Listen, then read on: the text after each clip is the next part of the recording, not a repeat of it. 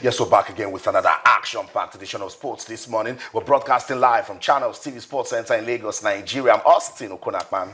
Good morning and welcome. I'm Cecilia Omogbe.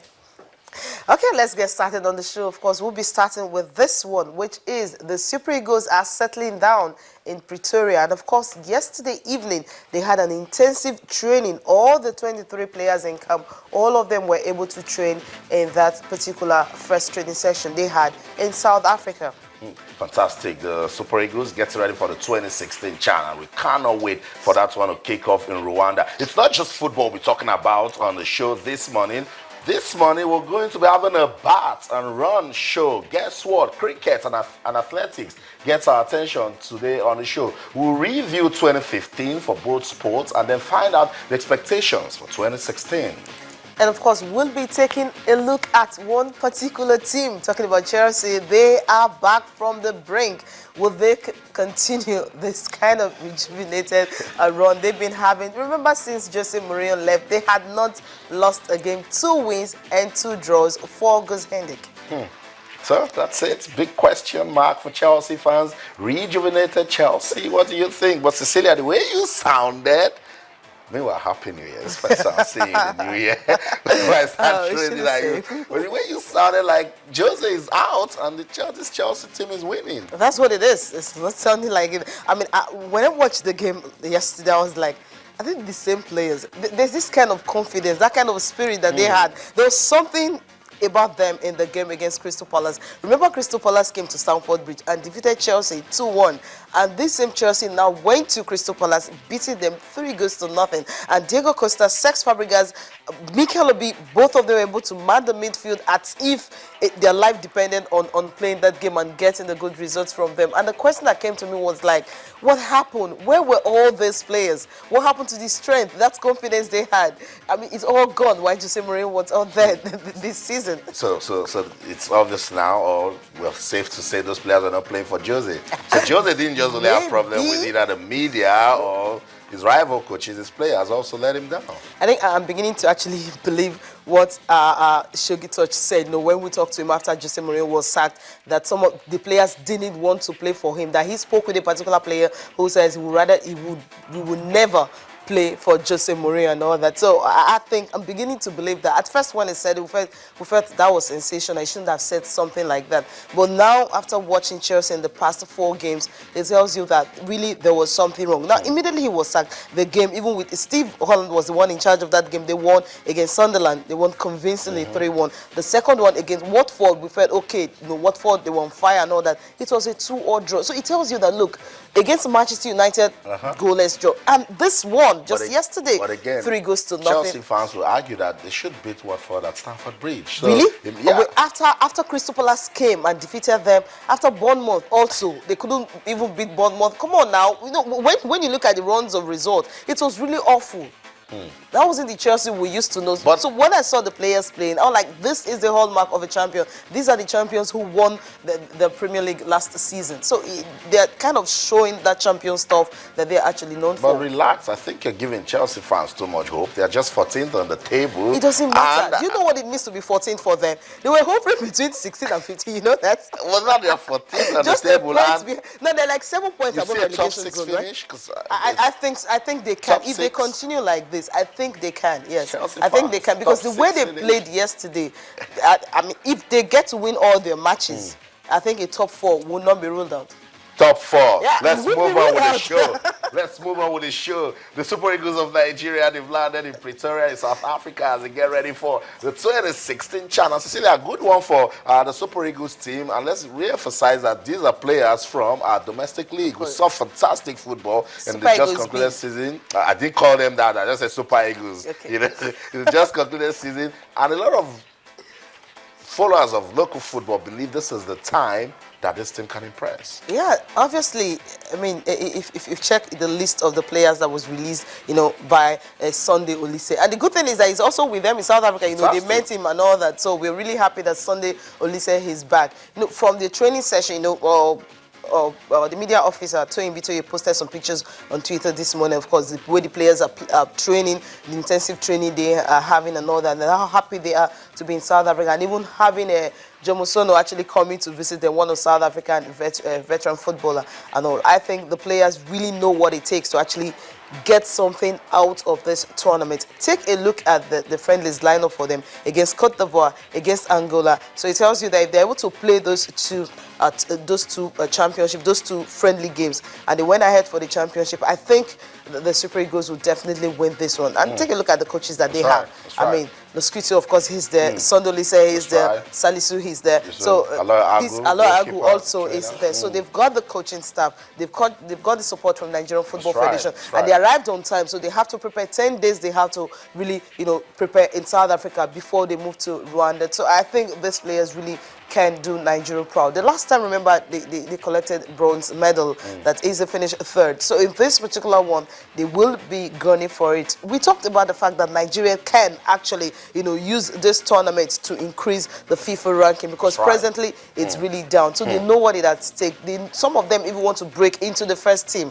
Talking about, international competition, talking about the Africa Cup of Nations Championship, of course, the World Cup in Russia. So if they want to break into the main team of the Super Eagles, being first choice, they know that this will definitely set the pace for them. Cecilia, you're so on point, and it also gives Coach Sunday Olise another opportunity to open a new performance book. We'll get you ready for Egypt. This CHAN competition is a good avenue to assess the local players that will feature at the competition. Yeah, so obviously, you're as good as your last performance. Definitely. He's not going to say, oh, because you did so well, we'll get ready for Swaziland. What does CHAN say about you? So Mohamed Usman, you did so well at the under 23. No, this is the one we're able to judge you. So it gives the players another opportunity to look towards a new challenge and, of course, find ways to impress the coach. Yeah, that's it. They don't have a choice. If you play very well, you know that when the qualifier starts again in March, you definitely know that you will get a first team shirt. That's just what they need to do. I believe some of the players already have a shirt there, but you still have to prove yourself to show the coach that, look, I can actually hold my own and I can play whenever I'm being called upon to play. I totally agree with you. Okay, let's keep the conversation going. Let's keep the fun going right here. Channels TV Sports Center in Lagos, Nigeria. We just love talking sports, and we invite you to be part of the show this morning. It's a new year. 2016 is looking good for sports in the country, because every federation is speaking about grassroots development. Be part of the show this morning. You can send us an email to sportsthismorning@channelstv.com. On Twitter, we're channels_sports, and on Facebook, we're channels-sports. Talk to us. What are you looking forward to in 2016 as regards sports all over the world, particularly in Nigeria? The Super Eagles, we told you, they're in Pretoria. They're getting ready for the 2016 CHAN Athletics. It's a busy calendar for them. From now till the Olympics, they will be working. Cricket, there's so much ODIs to play. There's so much division series to play. It's a busy, action-packed world of sports. Talk to us with the hashtag this morning. We'll keep it going. Grassroots development. Let's keep looking at ways we can develop new talents. We can bring new things to sports in Nigeria. Cricket, we told you, and athletics gets our attention today on the program. It's a bat and run show. So talk to us with the hashtag cricket in Nigeria, athletics in Nigeria. Let's also keep the conversation about the Super Eagles going. Use the hashtag Super Eagles. We'll also talk about the 2016 CHAN. So yeah, talk about the 2016 CHAN. We said that Nigeria has a quality to go to Rwanda and win that competition. The hashtag will be 2016 CHAN. And then we talked about the English Premier League. Cecilia and Anwan will do. Look at the conversation they set up for you guys. Chelsea can finish in the top 4. So talk to us, Arsenal fans, Manchester United, even Chelsea fans. Are they being realistic? Is it a rejuvenated Chelsea? Be part of the show this morning. Let's talk some sports. Okay, guys. Cecilia, what's on the menu for us this morning? Yeah, definitely we'll be talking cricket, talk about the bat show and all that. We'll be talking cricket this morning because remember, cricket has been one of the biggest sports in Nigeria. I'm saying that because the first time Nigeria played its international cricket tournament was in 1904 against Ghana. Look at that. You'll be thinking by now cricket should be, a big sport in Nigeria. But across the world, it's really big. But in Nigeria, it's not as big as it's supposed to be. That's right. So the president will definitely get to talk to us what he feels about it, how they're going to improve on it, how we're going to have Nigeria start qualifying for the ICC World Cup and all that. Not just being a member. They've been a member since 2002, and you're like, what have they done with that? How many ODIs have they played? So How many will they many be playing this year? questions to be answered. The good thing is we're doing well in the ODI rankings. We're ranked 15th in the world.